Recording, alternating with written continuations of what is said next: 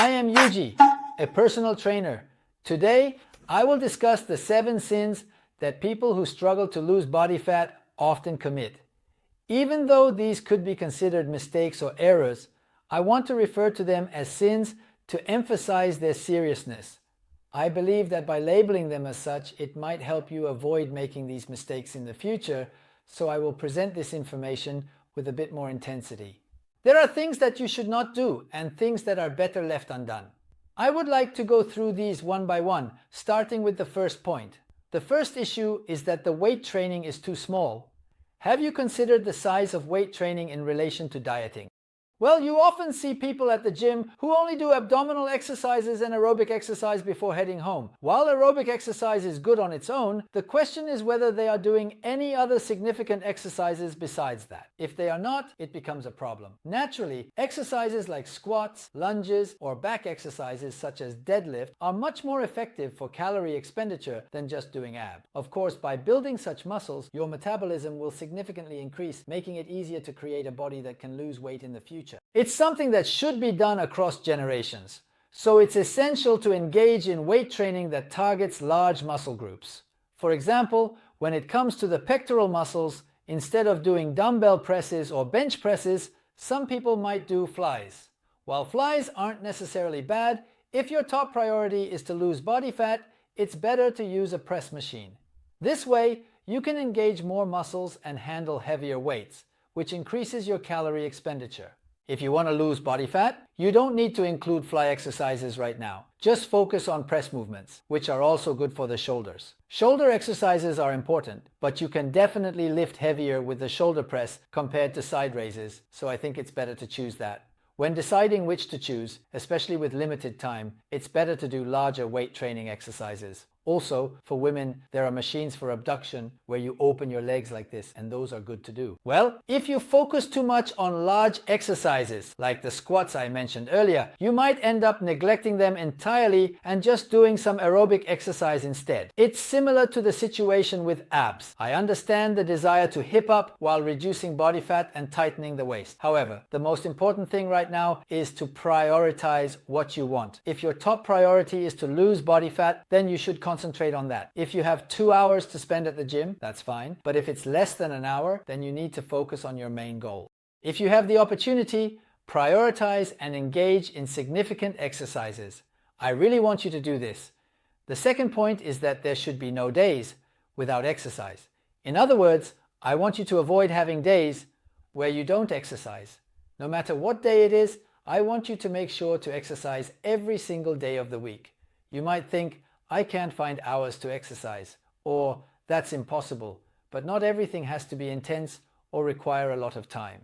It's not that I'm asking you to do it. Even just 1 minute or 3 minutes is fine. I want you to make sure to do something like that at least once a day. For example, doing 20 back lunges in 3 sets can be done in about 3 minutes. Even at most, it would take 3.5 minutes. I don't think there's really a lack of time for that. And those who decide to do even a little bit of exercise will definitely lose body fat. I understand that it can be busy, and you might wonder if it's possible, but fundamentally, it can feel bothersome or tiring, and that's where the challenge lies. If you can't do half and half, the number of days you don't do it or can't do it keeps increasing. You start skipping small things, and the number of those days keeps growing. Eventually, the days you don't exercise become more frequent, leading to a situation where you stop exercising altogether. Naturally, this means you won't see any results. Therefore, even if it's just for 3.5 minutes, you should avoid creating days without exercise. This is a very important point. Now, moving on to the third point. This refers to deceiving oneself in weight training. It's about tricking yourself into thinking you're doing something. For example, even if you say you're doing big exercises like the dumbbell press or bench press for your pectoral muscles, if you're only doing the upper half of the movement because the weight is too heavy, and you're not lowering it all the way down, then it doesn't matter, You're working on heavy, large muscles, but nothing is changing. You won't lose body fat or build muscle. When you're under load while being fully stretched, putting in effort at that point can cause significant damage to the body. This leads to a boost in hormone secretion. Additionally, by doing this, muscle changes occur, resulting in thicker muscles and increased metabolism. This applies to exercises like squats and back lunges as well. The way you use your muscles when you lower your body deeply changes the muscles. Furthermore, it consumes energy.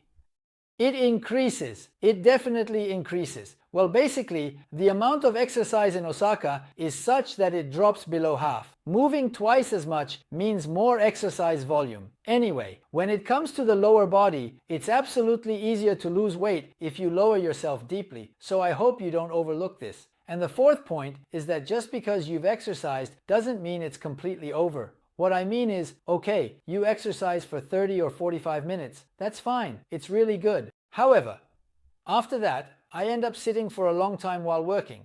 If I move by car even just 1 or 2 kilometers and hardly walk, that's not good. I want you to be conscious of moving during the other times as well. So, if it's just 1 or 2 kilometers, I would prefer you to walk or ride a bicycle. I really want you to keep moving, and even for small errands, don't hesitate to get up and move. In any case, it's important to move beyond just exercise. Well, while it's important to exercise for its effects at the time, moving around also increases calorie expenditure. But the key point is about inactivity. Sitting versus walking is completely different. Inactivity has a different impact. So it's essential to maintain a lifestyle that involves constant movement throughout the day. For instance, if you're just sitting, your heart rate is around 70 to 80, right? But when you walk, it goes up to about 100. The difference between 70 and 100 is significant. Well, I personally don't do much aerobic exercise. I only focus on weight training. However, my job requires me to stand and move around constantly. So my heart rate can be around 100 to 110 for 3, 4, or even 5 hours. While I don't expect everyone to reach that level, I do want people to increase such opportunities as much as possible. Therefore, it's not just about completing your exercise. You should also aim to move more during other times. I hope you take this seriously, as it can really change the result. Now, moving on to the fifth point. On cheat days, it's important to be mindful of your meals. Generally, you should stick to a strict diet every day, paying attention to each meal, and allow yourself to indulge once a week. If you don't do this, it can be hard to maintain your routine. However, it's definitely true that on cheat days, people tend to eat a large amount. While there aren't many restrictions on what you can eat on a cheat day, it's fine to include carbohydrates, and you can have foods with a bit of salt. It's also okay to consume higher fat foods, for example. That's fine. Well, it's okay to eat those kinds of foods, but it's best to eat them in moderation. When it comes to binge eating, it can really disrupt your awareness of your own body. You might start thinking, I want to eat more, I want to eat even more, and it leads to just binge eating. The more you binge eat, the greater the shock to your body, and the difference in your overall health becomes too significant.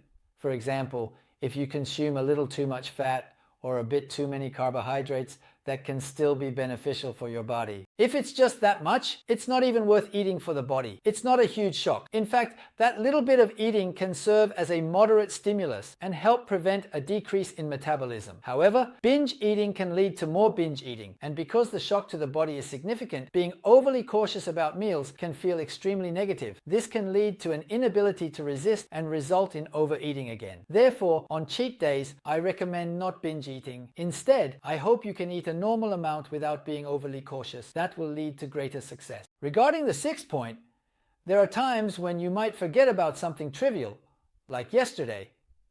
Well, there are cheat days, but aside from that, there might be occasions at work where someone brings in snacks, and you feel obligated to eat them out of courtesy.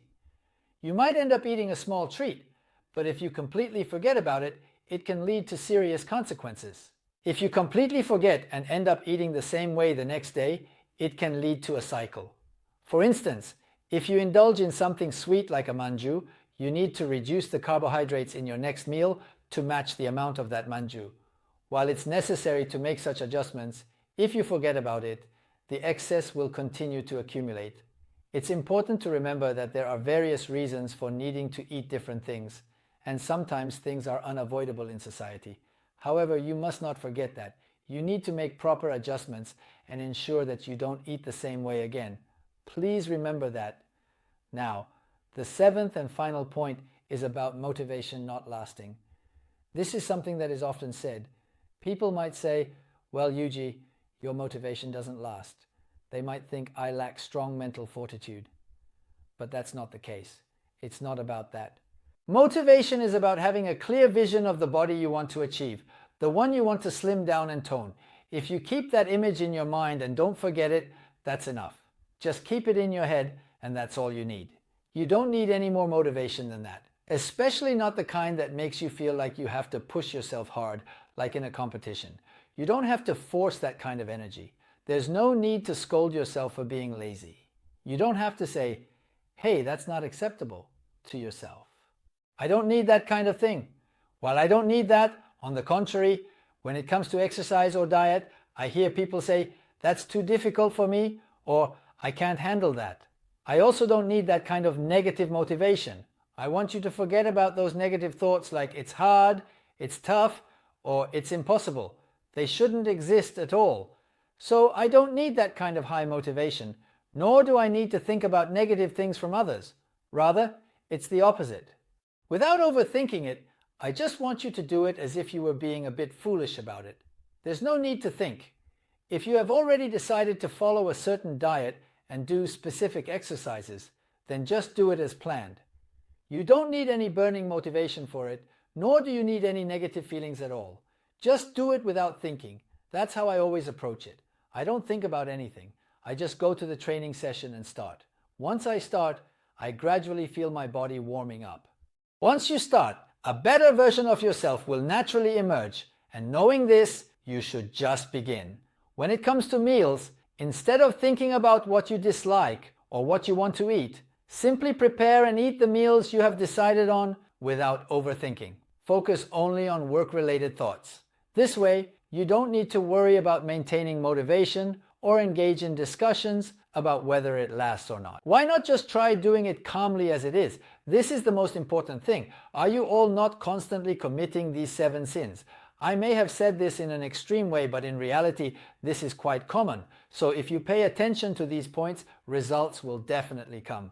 Let's do our best. Please subscribe to the channel, and I'm also on Instagram, so please follow me. This was YUJI, your first trainer.